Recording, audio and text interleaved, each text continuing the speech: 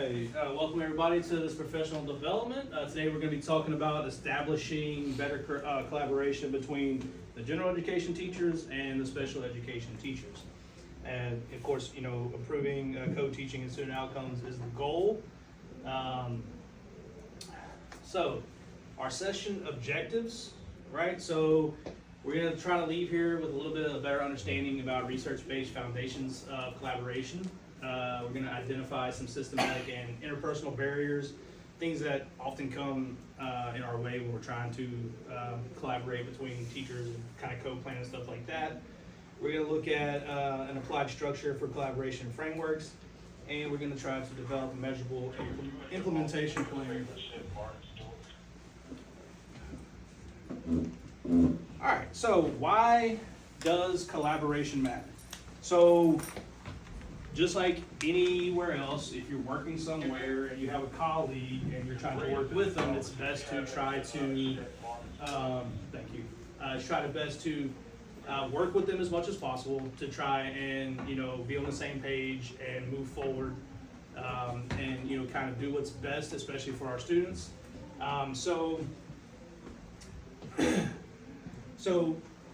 it matters because what we're trying to do is we're trying to increase engagement, involvement, student engagement. We're trying to really kind of perfect the inclusive model. I mean, it's never going to be perfect, but the goal is to be able to walk into a classroom and you and the other teacher are already on the same page, and you guys know what's going to happen without any communication, because the communication has already happened beforehand, right? So the goal, the ultimate goal is to walk in, know exactly what you're going to be doing, because you've already talked to that teacher, y'all have already made some kind of plan, y'all had a plan in place. So whatever that looks like for whatever you guys decide, it could be a few things, right? We're going to go over a few of those in a minute, but it could look like co-teaching, it could look like centers or groups, right? It could be any of those things that we do. Could just be, kind of walking around and monitoring. It just, whatever you guys talk about and whatever you guys decide, that should be the end goal, right? Because again, you are trying to work together with your teachers in order to do what's best for the students, right? Because the students are the main person that we're trying to focus on. That's the person that's at hand, right? Mm-hmm. So, also, this is an important one. Reduce teacher burnout. Right? That is a big one, because more and more these days, what all we see is just constant burnout. Burnout from special education teachers, burnout from regular education teachers. It's really a struggle these days they have so much going on and so much on their plate. It's really hard to not burn out unless you have support. If you are on an island and you're trying to do this alone, you will feel stressed out. You will feel the burnout quickly. Some people make it this far in a year. Some people don't. We have a lot of turnover sometimes, and that happens a lot because of stuff like this. Because there is no collaboration between not just special education and general education teachers, but admin, just all the staffing on a campus in general. So again, this is some of the reasons why collaboration is so important. So, of course, dealing with SPED, we have, our special education, we have legal and ethical dilemmas all the time, right? We have to follow certain laws, because if we don't, we are in violation of that law, and, we can be flagged for that, we can have a parent sue us for that.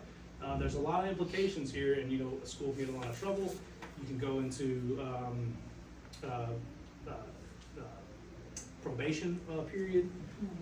So it's really, you have to be mindful, the special education teacher and the general education teacher both have to be mindful about these laws and what you do and what you can and cannot do and what you should and should not do. Yes? And are IEPs legal documents? Yes, IEPs are absolutely legal documents. They are a legal document in the state of Louisiana and everywhere else you go. So a lawyer will come to your school if a parent has a concern and they get a lawyer involved. The parent can call an IEP lawyer. The lawyer will come to your school, and that IEP document is now a legal document. It is the law. Whatever it says on that IEP is supposed to be implemented by both general education teacher and special education teacher, and just the school in general. So whatever it says on that IEP should be followed with fidelity. Yes, ma'am. Is it a living, breathing document? Yes, it Can is. it be changed? It can be changed, so there are what we call amendments, right? Just like a law or any kind of law in the country, we can amend a law.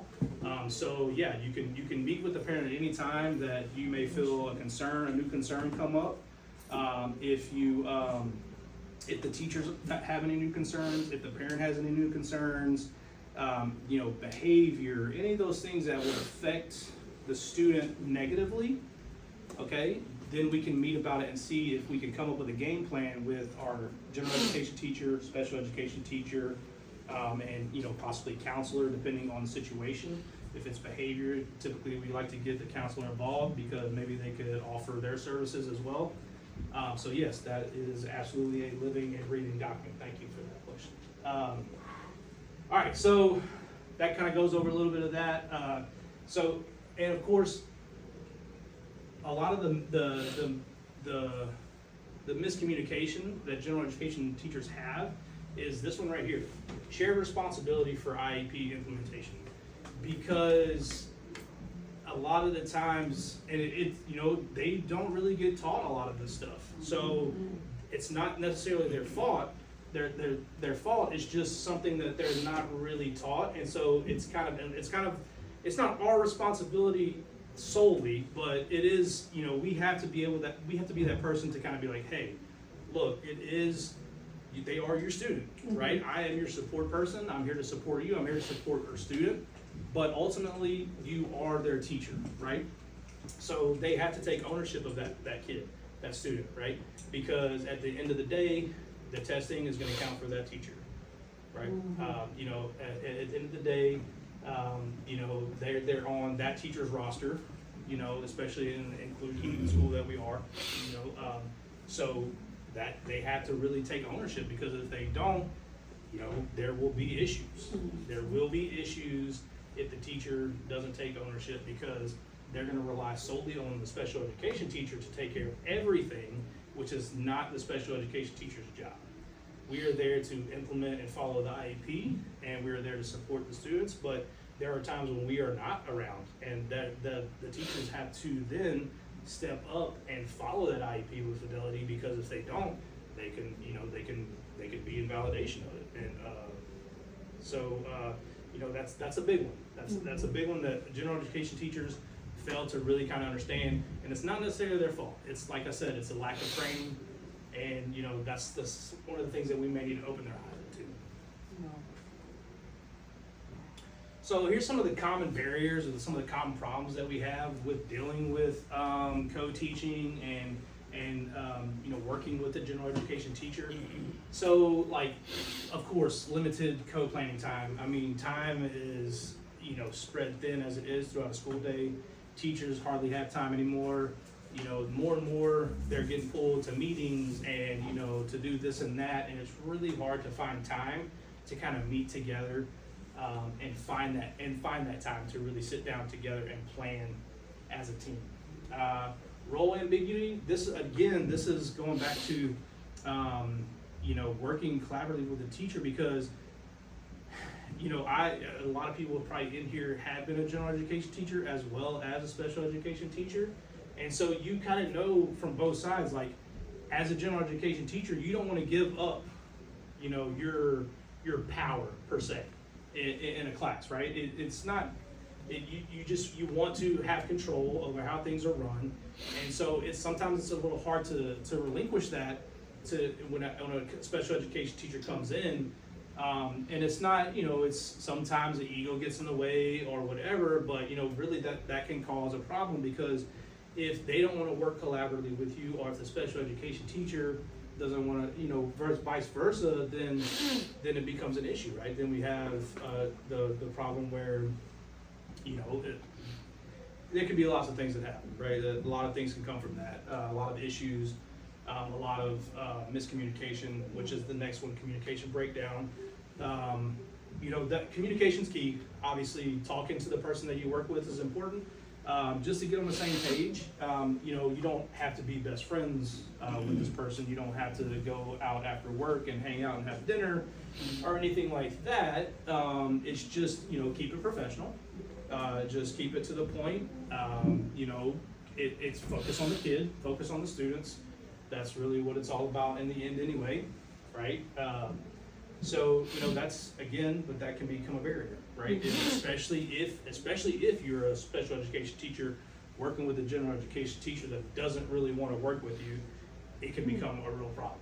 It can become a real problem because then it becomes a power struggle between, you know, as a special education teacher, I'm trying to help and do my best, but I'm getting resistance from this general education teacher who is not wanting to take my help, not wanting to take my advice and things like that. And so, This sounds so familiar. yeah, so, you know, but, you know, so it can be a lot of these growing ambiguity and communication breakdowns, power imbalance dynamics, all these things are all wrapped up in one, right? Because it's like, it's kind of like a snowball. It's like, once one starts, it kind of starts building on each other, right? If you have a communication breakdown, then, you know, the power imbalance starts to happen. Well, if one person's just gonna start doing what they wanna do, and, you know, the other person's left out of the loop, and then, you know, then before you know it, here we are, you know, 6 weeks down the line, Timmy, you know, is not doing well, and mom wants to have, you know, mom has questions, and you're like, well, I did my best, I did everything I could, and, you know, it's just, and sometimes the teacher doesn't wanna accept what I'm trying to do, and it's just, you know, a lot of that stuff happens, and unfortunately, sometimes not a whole lot you can do about it. You know, sometimes you just have to try to resolve the issue as much as possible and, you know, move forward, I guess. You know, it can be a very unfortunate part of Yes. the job that we do. Because, you know, we're trying to do what's best for the student, and we all know that we're working hard to meet those IEP goals and things like that. And then, you know, when we come to working with a teacher who's not wanting to work with us, it really hinders the help that we can provide. Hurts the effectiveness. Yeah, it definitely, it hurts our effectiveness for sure. And the students suffer, and, you know, it's just more complaints that the parents are gonna have, you know, and it's just, it all leads up to a perfect storm, you know? So, the best thing to do, clarify professional roles, right? So, Yes, the general education teacher is the curriculum expertise and pacing person, right? So, they are the content expert. They're supposed to be the content expert. If you're working in the ELA classroom, you would expect that the teacher knows more about you than ELA, right? Because they've been doing this. This is what they do. They plan for this. They, you know, not that we shouldn't be working on learning the content and working on the things that they're doing in class and to help them. But, you know, again, just like we're the experts in special education, they're the experts in their field as well. So, right? So, like, I wouldn't go to an ELA teacher and ask them specifically a question about special education because they may or may not know the answer, and I wouldn't necessarily know if that's a reliable source because I don't know how much experience or if they have any experience doing that, right? But, you know, again, if I go ask them an ELA question, then I'll probably get the right answer, right? I'll feel more confident going to an ELA teacher about ELA, right? That's the same thing. Like and you want to go to a special education teacher about special education. This is what we train for. You know, this is what we do. We write IEPs. We implement goals. We set up all the meetings. We talk to parents. These are the things that we do. And a lot of times, to be honest, general education teachers don't see that stuff. They don't see a lot of what we do as special education teachers, and sometimes that adds to the animosity.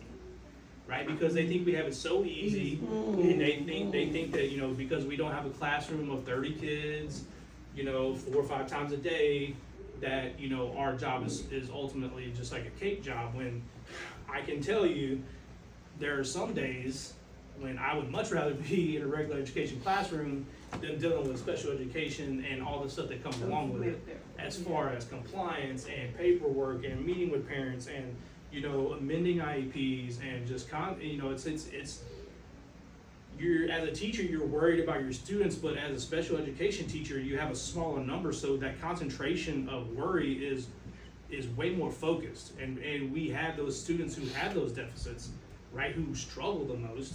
So, you know, they're the ones who are gonna struggle the most with the LEAP test. They're the ones who are gonna struggle the most in class, right? So it's a lot on us. It's a lot of responsibility on us to be able to say, hey, I did the best that I could and the most that I could for this student, you know, even though they may have a D, a C, or an F or whatever, I did my best and I tried my hardest.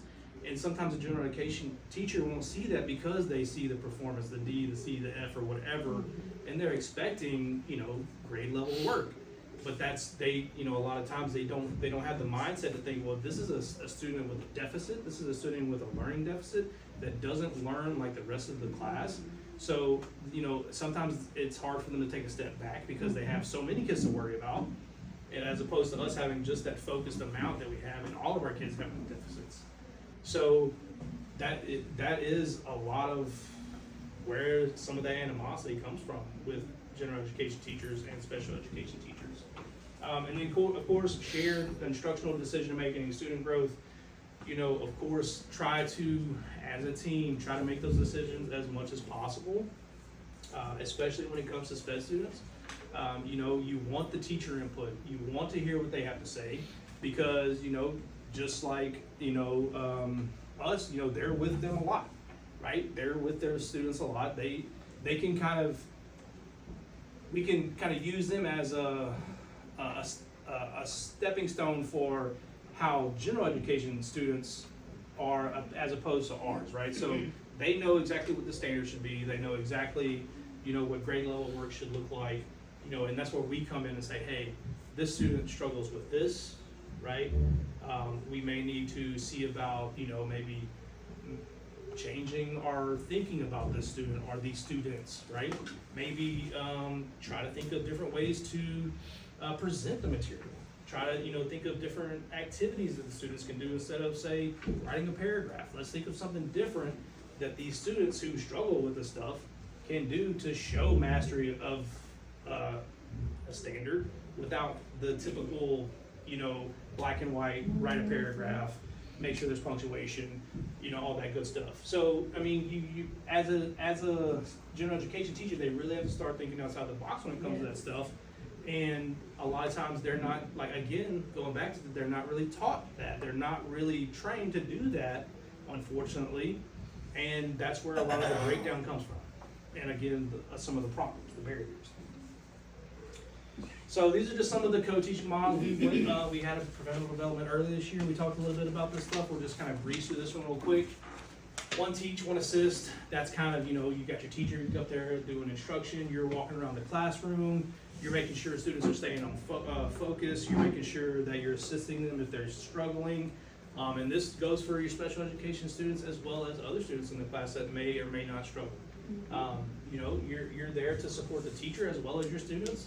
Your focus is your students while you're in that class, but it doesn't hurt to help another student if they need help. I mean, there's nothing wrong with ever helping a student, right? Right. Station teaching, this is, of course, when you're in stations. You know, your general education teacher would be at a station doing something. You would have some kids at a station doing something, and some other group of kids may be at another station, and y'all rotate.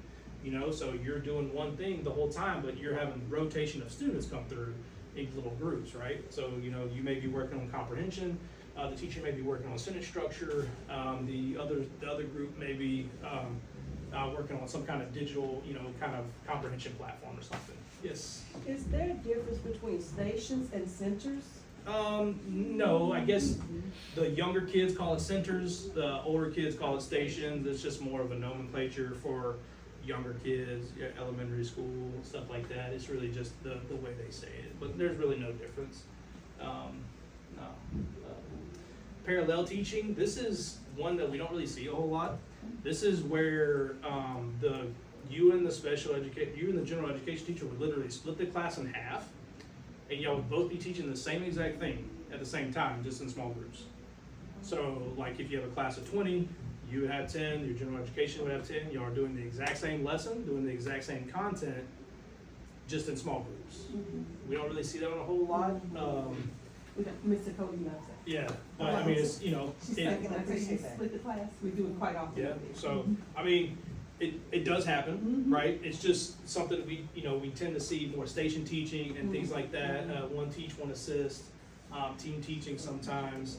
Team teaching is one that, they do more so like in the, elementary school grades, when you're in a classroom a lot of times all day or most of your day with one teacher, then team teaching is perfect. You can, right, but that doesn't mean that it can't happen in the middle school level. It just looks a little different because classes are shorter, right? You're only pushing it for a smaller amount of time, but you, like I said, if you're working with that teacher and y'all have a plan going in, as soon as you walk in the door, you could be, you could be walking around and y'all are just bouncing ideas off of each other, or, say, hey, what do you think, Mr. Daigle? Or, what do you think, Miss Winters?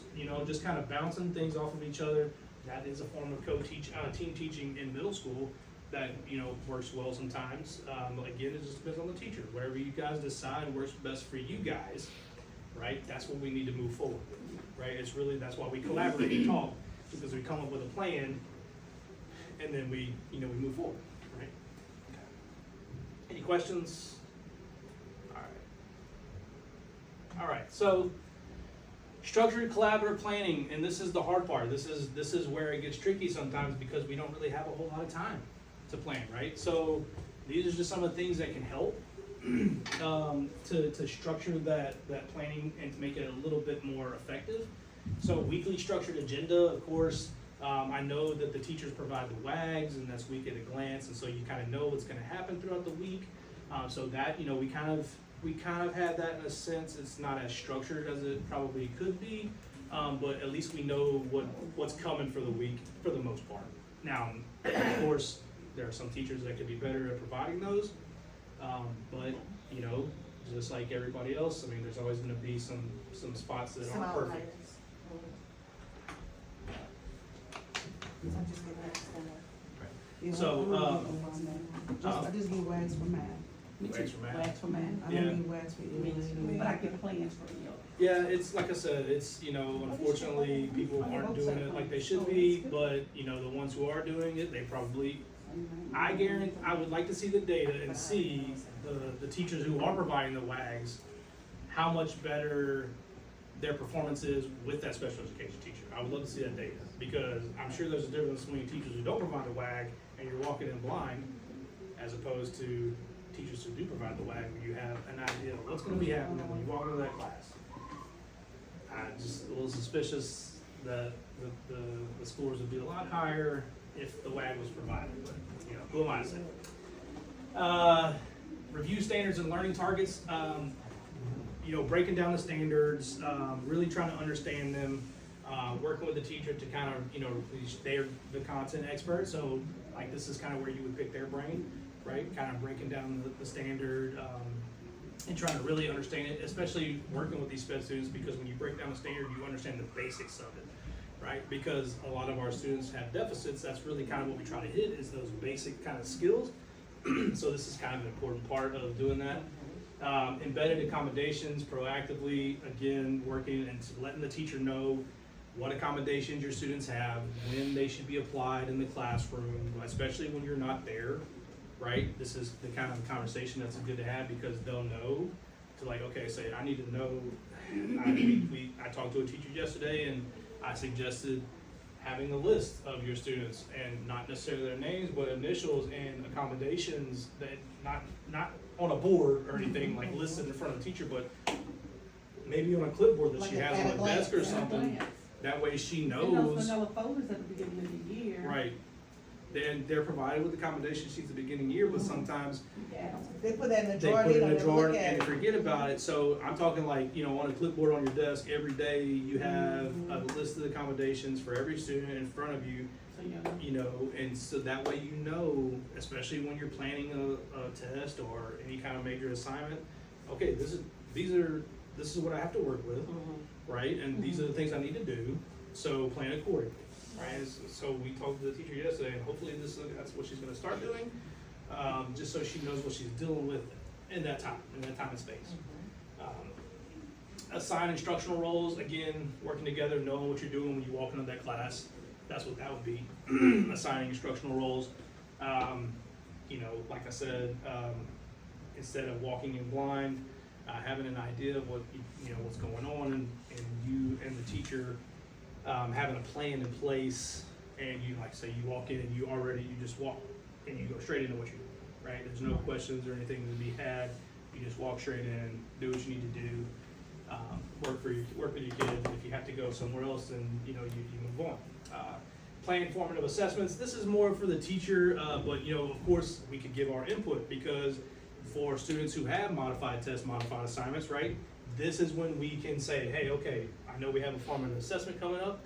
These are some of the things that we can do for those students who have those modified tests and assignments, that we can, so to make them try to make them a little bit more successful. We can, we can eliminate answer choices. We can eliminate the number of questions. We can, if it's a written response, we can, instead of do written response, we can do fill in the blank and have a word bank provided. There are so many things that you can do to modify these assessments, and to show that they're still getting the meat and potatoes of the standard, the basics of it, without all the fluff, right? Because when we're working with sped students, because of that deficit, we're more concerned with that basic skill, because that's what we're trying to build up, so they can eventually get to the fluff, right? Right. But that basic skill still we have to build that up first. So, that's whenever, so you can do those things. And like I said, a lot of teachers, unfortunately, they're not trained in that way. So that's when we need to kind of step up and be like, hey,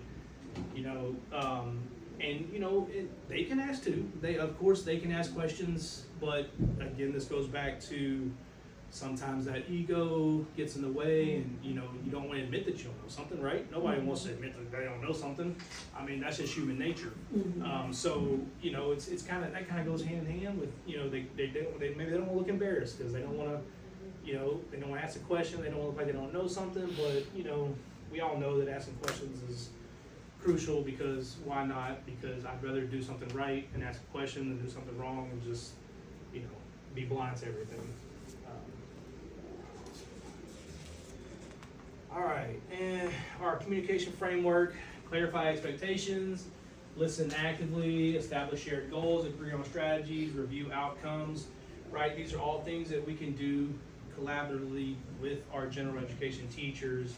Right, these are the way that we communicate clearly. Right, clear, clarify, C, listen, L. It's an acronym. It's one of the, BOBODY, right? If anybody's a fan of The Office. Anyway, clarify, listen, establish, agree, and review. I know it. I got you. I got one Office fan here. I know he knows what the BOBODY is. Yeah, but so this is just a way, just a learning mechanism for us to know the clear ways to communicate with our teachers, right? It's just these are things that we normally do every day, all the time. This just kind of lays it out in a little clear little package for you. And this is the tough one. Agree on strategies, right? That's kind of The struggle bus. the struggle bus, yeah. All the other stuff we do okay. Maybe not the list of actively, but everything else is okay except for this part. This is the focus, right? Agreeing on the strategies, working together. What are we going to do for this kid? What are we going to do what's best for this kid, right? So, all right. So, conflict resolution in collaborative teams, right? This is what we do as a collaborative team. We assume positive intent. When we're working together, we don't go in with a negative mindset, right? We go in thinking that I'm going to work together with this teacher and we're going to do the best that we can, right? Address concerns privately. Do not make things open, and you know what I mean? Like, we don't want to make a debacle and the whole thing, right? Keep it, private as much as you can. Sometimes people like to air dirty laundry and bring, screenshots of text messages. We don't need all that. We don't need all that. You want to use data-driven dialogue, right? This is all about the process, and it's all about the end goal and our end product, right? It has nothing to do with our egos. It has nothing to do with our personal lives. It has nothing to do with any of that stuff. It's about what we know to work and what we can do best to grow these kids, because that's the goal. Growing the kids is the goal, right? Focus on student-centered outcomes. That goes hand in hand with the data-driven dialogue. If we're focused on student-centered outcomes, right? If we're focused on data and the driven dialogue, this kind of goes, it's gonna fall in place, right? Because if we know what the kids need due to the data, right, then we have that conversation on what they need, which is that student-centered focus, right? Okay. All right, so I'm gonna give you all about 3 minutes, just kind of chat with your shoulder partner. Just kind of look at these scenarios on the board, right? And just kind of think of ways that you can work with your teacher. That you can work with your teacher to come up with a plan or anything to help any of these scenarios, right? So if a student with ADD and a reading disability, how can I work with my teacher, right, to make this kid successful? So a matter of fact, since we have 2 groups, 2 tables, just pick one. You don't have to do all 3. Pick one of these and then talk about it as a little group, about 3 or 4 minutes, and then we'll come back together. I know for the student with ADHD, I think what works is, small groups. I think that way you have, I mean, sit with a small group, I can better control of your attention. Yeah. Less distraction. Less distraction. The environment, less distraction. Sometimes we have to put things for one group and then we put it out for the next group. That's what you can. Shared intervention plan. Yeah. I think that would be good. Pick one of the scenarios. Shared interventions with each other and talk about how you and your general education teacher can work collaboratively to make that scenario a positive outcome. And she had at the end of the day, she had to do it. And then at the end of the day, last 10 minutes, we're and I think they being left today, maybe they report this parent, so I know how to start tomorrow. My approach may be a little different, because she just had to do some things and to be with him. So we used to brief at the end of the day. Yeah, I like that. That was old school. And we knew where the kids were to start and to finish. I like that. It may be old school, but it works. Things that work don't have to be changed. Nothing wrong with old school. You know, Oh, I love. I just read recently that Norway they're doing away with almost all technology in class. They're going almost 100% back to pen and paper. So that's a whole Because that's all country. they're doing is playing. That's a whole entire country. Because you need to use this, we're not exercising. Right, so old school is not the wrong way. It's just, Well, that's what Ms. Kathy said about integrating back into success, block. Okay, teach them a lesson, pen and paper, get the book, get the dictionary, let them do old school. Oh, Well, man, I like brought the I said- dictionary out, I'm sorry. I brought the dictionary out, And maybe for and they were the like, what's a dictionary, yeah, right? don't I say did, the I word did, thesaurus. yes, what's the You dictionary? say thesaurus, they may And then run. I was like, That's that big word. You should know. Man, we can't say certain things, I mean, but that's what they need to hear. Do y'all recall the encyclopedias? Yes, Yes. yes. I did my reports. I used to do all my reports by the time. That was a brand, I didn't have to go to the library. That was. We had 2 sets at Two my sets of the house. house in the front room, in the living room area, that's some fancy stuff. All right, I hate to cut you guys short, because I know this is a good conversation, but just for time's sake. All right, so group 1, what scenario did you pick? We went with the first one, student with ADHD. We talked about pulling them in a small group, Yeah. good. so we can have better control of attention. Yes. They won't be as distracted. And then we can work on where the struggle is in the story or the Right. directions or the passage. So we went with that one. Good, awesome, fantastic. All right, group 2? Yes, we went with shared intervention planning. All right. Biggest thing, is identifying who our kids are, who regular education kids along with that, so we can kind of come together and collaborate on where to, station things in the classroom. Yep. Clear on roles as well, who's leading the instruction, how we want to go about doing it, Right, things tracks along the those IEP lines, goals. yeah, and how we're gonna be tracking IP goals while you track regular ed goals. I like that. Plan Alright, yeah, consistently. would you like a little more? We got a no, little. you're good. That's Okay, good. okay. Thank you. That's great. Both of y'all did great. So, like y'all said, I mean, we come up with these strategies and we try to implement them with the teacher, right? This is how we're gonna make our kids as successful as possible. Now, does it get implemented with fidelity every time? No. Probably not. Probably not. But we do our best, right? We do our best at every turn to try to do best for the student. It's never gonna look perfect, right? This isn't a perfect world. This isn't a perfect machine that we run. So, you know, it's just, we gotta work with what we have. And the time that we have and all these things that may come up in a day, or assemblies, or all these things that we have to work around. So, you know, sometimes things break down, but then what's important is if it does break down is to get back into the routine and get back into that, right? So it doesn't completely stay broken down. We're still building it back up. Right. All right, and the implementation action plan. You know, this is whenever we come up with a plan, this is how we implement it. So immediate strategy adoption, so change it right then and there, right? So if you come up with something, you change it, right? There's no phasing in. Whenever you want to change something, it's a hard stop, right? So sometimes, let me back up a little bit. It depends on what it is. I mean, when we talk about behavior, it's a little different because that's more of a easing of the process. But when it comes to like classroom strategies and stuff like that, just try it. Just go in full force, try it, see if it works. If it works, you'd be surprised. Sometimes it's gonna work. Sometimes it's gonna fail. We don't know until we try, but we have to go in full force, right? Communication improvement target, again, you know, try working with the teacher and coming up with a better way to communicate. If that's the problem, right? If that's where you feel like that may be where you falter, come up with something. Maybe y'all talk once a week, or maybe, you know, it's just to send a text message. Hey, I just wanna check in, what's going on, right? Doesn't have to be this long conversation, something quick.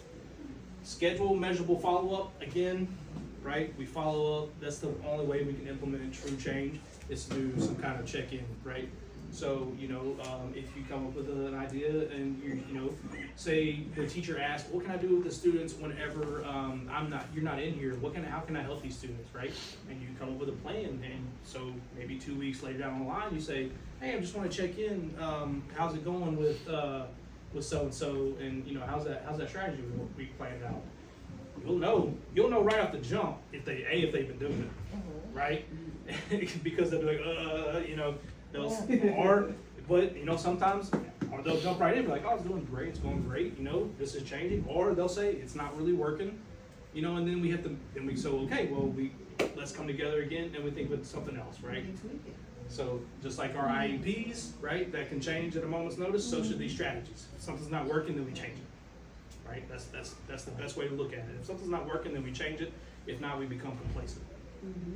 Complacency is no. All right. Any questions? All right.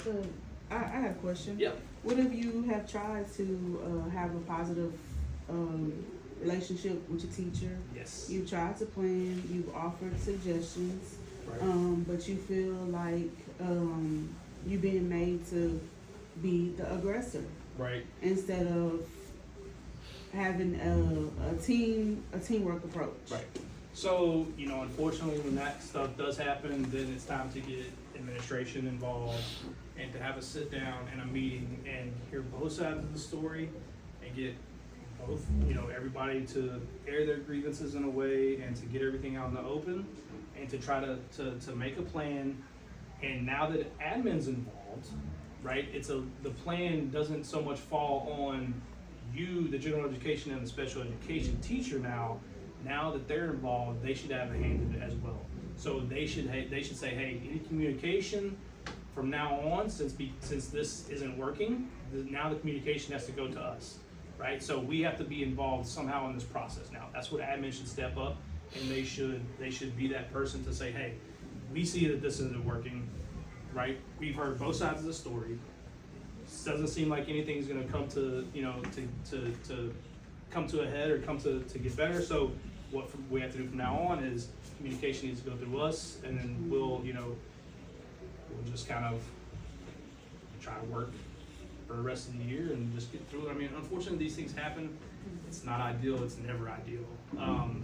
But you know, humans are humans, and Sometimes you're just gonna meet a person that just doesn't wanna change and doesn't wanna do anything and wants to blame everybody else except for themselves if they're the one, I mean, not that, you know, you gotta take, again, this goes back to taking ownership, right? You have to take ownership. If they're not taking, if that general education teacher is not taking ownership of those students, and they're just trying to blame everything on you because that student, all her special education students have Fs, and most of the other kids in the class has Fs, then they're gonna start blaming you because, you know, they're trying to get out of being held responsible, being held accountable.